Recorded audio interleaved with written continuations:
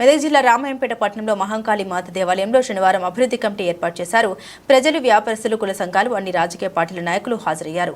రామాయంపేట ప్రధాన రహదారి వెడల్పు విషయమే చర్చించారు. ఇరుకైన రోడ్లతో గత కొంతకాలంగా విషయం తెలుసుకున్న మెదక్ ఎమ్మెల్యే రోహిత్ రావు సహకారంతో మున్సిపాలిటీ అభివృద్ధికి 15 కోట్ల మంజూరు కాగా ప్రధాన రహదారి వెడల్పు విషయంలో 2 కోట్లు మంజూరయ్యాయని, కొన్ని ఇబ్బందులు ఏర్పడడంతో ప్రజా అభిప్రాయ సేకరణ కోసం ఇప్పటికీ ఇరుకైన రోడ్లు ఉండడంతో వ్యాపారులు, ప్రజలు, ప్రజా సంఘాలు, అన్ని పార్టీల రాజకీయ నాయకులు 40 ఫీట్ల రోడ్డు వెడల్పు చేయాలని, ఇల్లు స్థలం మొత్తం కోల్పోయిన వారికి సహాయం ఏం చేశారని కొందరి అభిప్రాయాన్ని వ్యక్తం చేశారు. అన్ని పట్టణాలతో పాటు అభివృద్ధి చేసుకుందాం. మన వ్యాపారస్తులంతా మంచి వ్యాపారాలు చేసుకొని సుఖ సంతోషాలతో ఉండాలని మనస్ఫూర్తిగా మేమందరం కూడా కోరుకుంటున్నాం. మీరందరూ కూడా సహకరిస్తే బాగుంటుందని చెప్పి మరి నేను కోరుకుంటున్నా.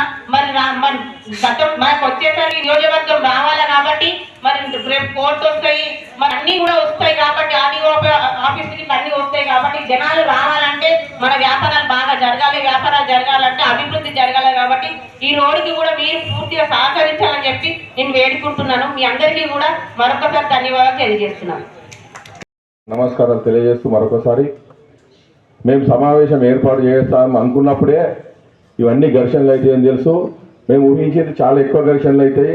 వీళ్ళు ఎవరినెవరు మాట్లాడనియరు, అందరు కొట్లాడుకొని లేచిపోతారు, మళ్ళీ ఎన్నో ఉంటుంది అనుకుని పెట్టినాం. అన్నిటికీ డిసైడ్ అయ్యే అన్ని రకాల సమస్యలను ఫేస్ చేయడానికి సిద్ధమయ్యే ఇక్కడ సమావేశం ఏర్పాటు చేయడం జరిగింది.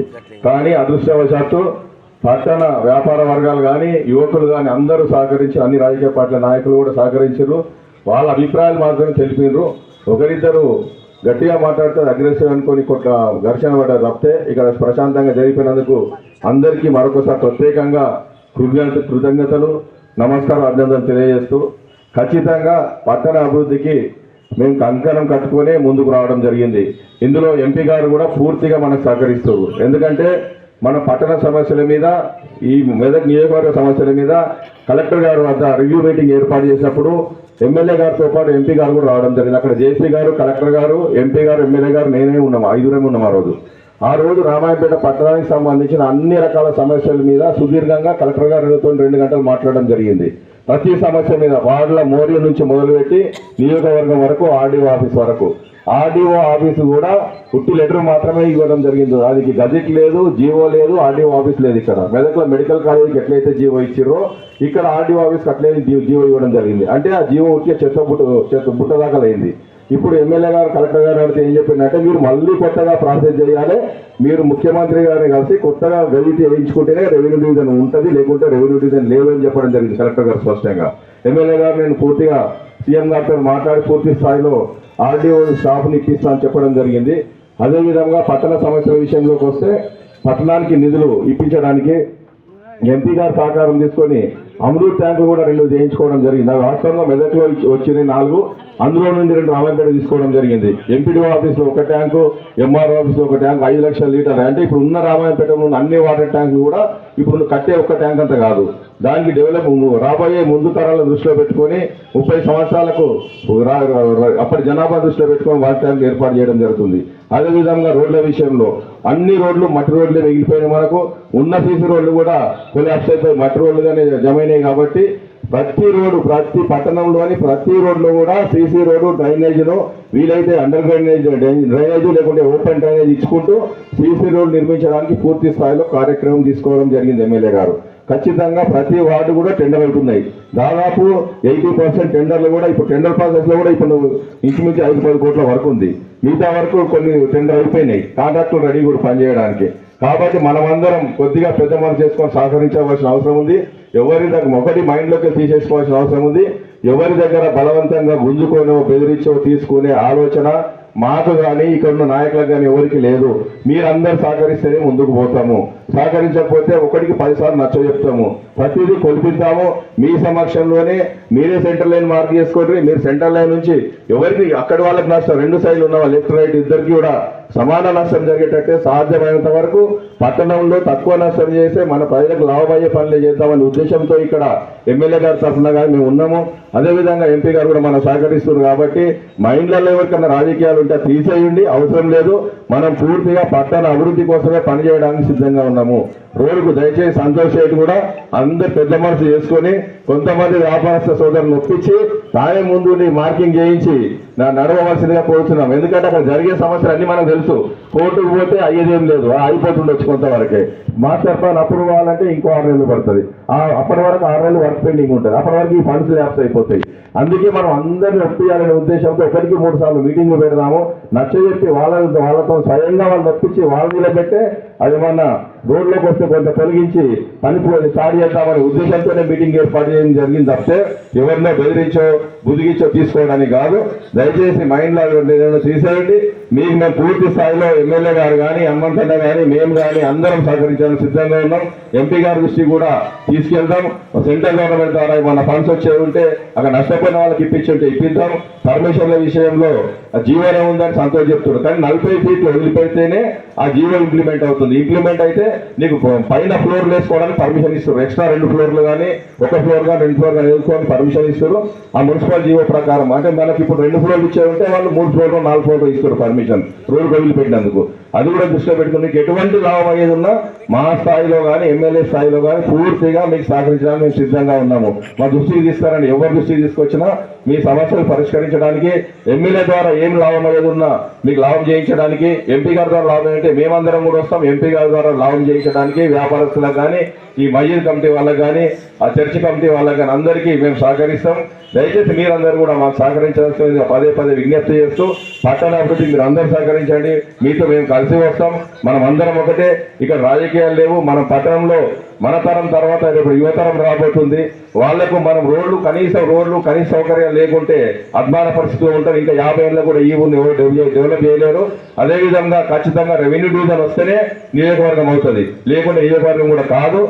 డిలిమిటేషన్ కమిటీ కూడా 2 సంవత్సరాలు వేయబోతున్నారు. కాబట్టి డిలిమిటేషన్ అయ్యే లోపలనే పట్టణాన్ని అభివృద్ధి చేసుకొని రెవెన్యూ డివిజన్ తెచ్చుకొని మన కార్యక్రమాలను ముందుకు మన వ్యాపార వర్గాలు కూడా మంచిగా ఉంటేనే మనం అందరం మంచిగా ఉంటాం. కాబట్టి మీరందరూ సహకరిస్తే మేము మీకు సహకరిస్తామని తెలియజేస్తూ ఈ అవకాశం ఇచ్చిన మీ అందరికీ ప్రత్యేకంగా ప్రతి ఒక్కరికి కృతజ్ఞతలు తెలుపుతూ మళ్ళీ సమావేశం ఏర్పాటు చేసుకుందాం. ఇంకో విషయం ఏంటంటే మన సంతోషాన్ని ఎవరు చెప్పలేదని కాదు చెప్పి గతంలో ఉన్న నాయకులను రాజకీయంగానైతే మేమైతే ప్రతిరోజు తిట్టినాం. ఇవాళ కూడా ఇప్పుడున్న నాయకులను కూడా అడుగుతున్నాం కూడా. అంటే ప్రభుత్వ పార్టీలో ఉండి కూడా మేము నాయకులను అడుగుతున్నాము. మరి ఇలా అభివృద్ధి కోసమే కదా మనం ఇన్ని రోజులు కొట్లాడుతున్నాము. అంటే మీరు అంటుండొచ్చు, అక్క నీ ఇల్లు లేదు జాగా లేదు నీకెందుకు అక్క నీకు బాధ అని అంటుండొచ్చు. కానీ నాకైతే ఊరు అభివృద్ధి కావాలని మాత్రం ఆరాటం ఉంటుంది. ఎందుకంటే రామాయంపేట రెవెన్యూ డివిజన్ కోసం మీరు అందరూ చూసిండ్రు. నేను ఆడ ఎంత కొట్లాడినో ఎంత చేసినో నాకు తెలుసు. నేను ఇల్లు పోగొట్టుకున్నా పొలం పోగొట్టుకున్నా అంటే మీ అందరి కోసం పోగొట్టుకోలేను. ఊరు అభివృద్ధి బాగుండాలంటే నేను కొంత కష్టపడాలని నా బిజినెస్ను అన్ని వదులుకొని నేను కూర్చున్నా. ఓకే, ఇలా డివిజన్ వచ్చింది, ఆఫీసులు కూడా త్వరలోనే వస్తున్నది. మరి వాటితో పాటు మరి ఇలా రెవెన్యూ నియోజకవర్గం రావాలంటే కూడా రామాయంపేట అభివృద్ధి జరగాల. మరి ఇలా నియోజకవర్గం ఇవ్వాలంటే పెద్ద నాయకులు ఏమంటున్నారు అంటే రామాయంపేటలో ఏముందని ఏమంటావమ్మా అని అంటున్నారు. ఒక షాపులు నడుస్తలేదు, ఒక రోడ్ల వ్యవస్థ కరెక్ట్ గా లేదు, ఇలా బస్సులు వస్తలేవు పోతలేవు అని మనమే చెప్తున్నాము. మరి అవన్నీ రావాలన్నా రామాయంపేట అభివృద్ధి చెందాలన్నా ఇలా వ్యాపారస్తులు బాగుపడాలన్నా వ్యాపారాలు నడవాలన్నా రామాయంపేట అభివృద్ధి చెందాలి. ఇలా ఊళ్ళోకించి ఒక మనిషి రావాలంటే రోడ్డు బాగాలేదని చెప్పి అట్లకించి పక్కకించి వెళ్ళిపోతున్నారు. మనం సహకరించకపోయే వర్గాలు కూడా అక్కడోళ్ళని వెళ్ళిపోతున్నారు. కాబట్టి రామాయంపేట అభివృద్ధిని దృష్టిలో పెట్టుకొని మీరందరూ కూడా సహకరిస్తే బాగుంటుందని చెప్పి మరి నేను కోరుకుంటున్నా. మరి మనకు వచ్చేసరికి నియోజకవర్గం రావాలి కాబట్టి మరి రేపు కోర్టు వస్తాయి, మరి అన్నీ కూడా వస్తాయి కాబట్టి ఆర్డీఓ ఆఫీసులకి అన్నీ వస్తాయి కాబట్టి జనాలు రావాలంటే మన వ్యాపారాలు బాగా జరగాలి. వ్యాపారాలు జరగాలంటే అభివృద్ధి జరగాలి. కాబట్టి ఈ రోడ్డుకి కూడా మీరు పూర్తిగా సహకరించాలని చెప్పి నేను వేడుకుంటున్నాను. మీ అందరికీ కూడా మరొకసారి ధన్యవాదాలు తెలియజేస్తున్నాను. కారణంగా ప్రభుత్వాలకు రామాయంపేట ప్రాంత ప్రజలందరూ కూడా ఏ విధంగా బుద్ధి చెప్పారో మనందరికి కూడా తెలుసు. ఈరోజు రామాయంపేటలో ఉన్న 30,000 జనాభాల దాదాపు 40% మంది 25 సంవత్సరాల నుంచి 40 సంవత్సరాల వరకు యువత ఉంటారు. ఎవరిని అడిగినా కానీ మన రామంపేట రాజకీయ నాయకుల గురించి అన్ని పార్టీల నాయకులను నమ్మే పరిస్థితి లేదు. అది అందరికీ కూడా తెలుసు. భారతీయ జనతా పార్టీ, కాంగ్రెస్ పార్టీ అంటే నేను 40 సంవత్సరాలు ఉంటానా, 40 సంవత్సరాల నుంచి రామాయంపేట ఎట్లుందో అట్లనే ఉంది. ఏమాత్రం అభివృద్ధి కూడా జరగలేదు. ఎందుకు జరగలేదు? ప్రజల వద్ద లోపం ఉందా, నాయకుల వద్ద లోపం ఉందా అని చెప్పేసి మనము ఆలోచించుకోవాలి. ఇప్పుడు గత 10 సంవత్సరాలు అధికారంలో ఉన్న వాళ్ళు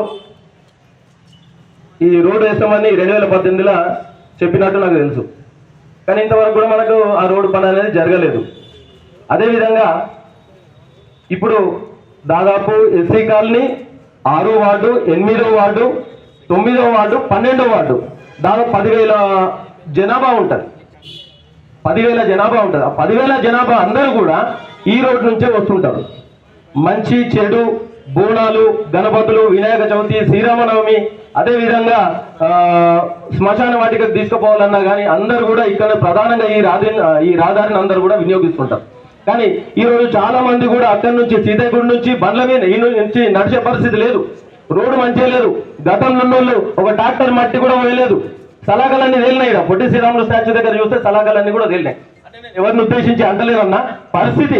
అంటే మనం ఊరోళ్ళందరం కరెక్ట్ గా ఉన్నా కానీ పైన నాయకులందరూ కూడా మనకు సహకరిస్తేనే మనం ఏదైనా చేయగలుగుతాం. ఇదందరూ కూడా ఆలోచన చేయాలి. అయితే నేను ఒకటే చెప్పదలుచుకున్నా.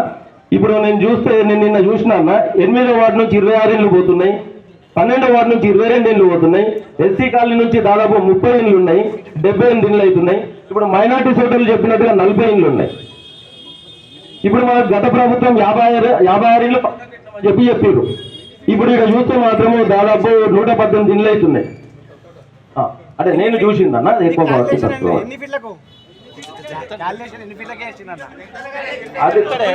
అంటే నేను చూసిందన్న ఒకవేళ రోడ్డు వేస్తే ఆ విధంగా నష్టం జరిగే అవకాశం ఉంటుందని చెప్పి చెప్తున్నా.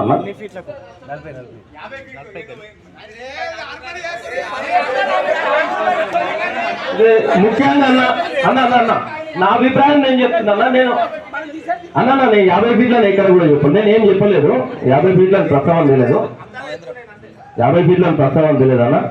ఇది 2 సమస్యలు అన్న. ఒకటి నాయకులు పనిచేస్తలేరని చెప్తారు, ఒకటి అభివృద్ధి జరుగుతలేదని చెప్తారు, ఒకటి. ఇప్పుడు ఇక్కడ మనకు రోడ్ వేస్తే ఒక సమస్య, మాకు ఎవరైతే 118 మంది నష్టపోతుంటారో అనేది ఒక సమస్య. రెండోది రోడ్డు బాగైతే చాలా మంది ఇప్పుడు నేను చెప్పినట్టు 6 వార్డుల నుంచి 10,000 మంది జనాభా తిరగడానికి అనేది అవకాశం ఉంటుంది, ఒకటి. ఇప్పుడు ఏదైనా అంతిమయాత్ర తీసుకుపోవడం కారు నుంచి కానీ స్కూల్ పిల్లలు కానీ పోతుంటే కానీ పోవడానికి రాదు, మార్కెట్ల నుంచి పోరాదు. అదేవిధంగా ఉత్సవాలు జరిగితే ఆ రోడ్లన్నీ కూడా మనకు తెలుసు, అందరికీ కూడా తెలిసే విషయం. నేను ఒకటే చెప్తున్నాను, భారతీయ జనతా పార్టీ కార్యకర్తను నేను ఒకటే చెప్తున్నా, ఏంటంటే ఇప్పుడు ఏదైతే ఈ 118 మంది ఉన్నారో వాళ్ళందరూ కూడా నష్టపోకుండా నష్టాన్ని తప్పజేసే విధంగా ఆలోచన చేసి రోడ్డు వేస్తే బాగుంటుంది అనేది నా ఆలోచన అన్న. బయట ఏమన్నారనంటే రోడ్ ఏం లేదు, అరుగులు కింద షెడ్యూల్ వరకు తీసేసి అండర్ డ్రైనేజ్ చేసి పూర్తి చేస్తాం అనేది ఒకటి చెప్తారు. ఇంకోటి 15 ఫీట్ల 10 ఫీట్ల 20 ఫీట్ల అనేది ఒకటి చెప్తున్నారు. ఏదనేది మేము ఎంతమంది ఏది చెప్పినా కానీ ప్రభుత్వం మీద ఉంది కాబట్టి మీరు ఆలోచన చేసి ఏమైనా నష్టం జరగకుండా, నష్టపోతే వాళ్ళకి ఏమి ఇస్తారో వాళ్ళకి పూర్తి హామీ ఇచ్చి ఎవరు కూడా అన్యాయం జరగకుండా చూడాలని చెప్పేసి నేను మా పార్టీ తరఫున నేను ఇక్కడ అందరు కూడా తెలియజేస్తున్నాను.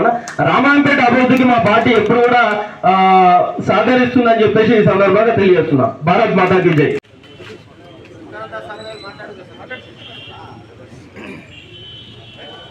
నమస్కారము. అయితే రోడ్డు వెడల్పు చేస్తే ఇప్పటి వరకు అన్ని మండలాలు అయిపోయినాయి. ఆ మండలాలు ఎక్కువ కావడం వల్ల ఊర్లో వ్యాపారం జరగడం లేదు. అయితే మెయిన్ రోడ్ పెట్టి ఊర్లో కటింగ్ చేస్తే మేము అందరం సహకరిస్తాం, కరెక్టే సహకరిస్తాం కరెక్టే. కానీ కిందికి గురించి ఇక్కడ ఇందిరాగాంధీ ఉమ్మ నుంచి మాత్రము వాళ్ళు చాలా మంది చాలా నష్టం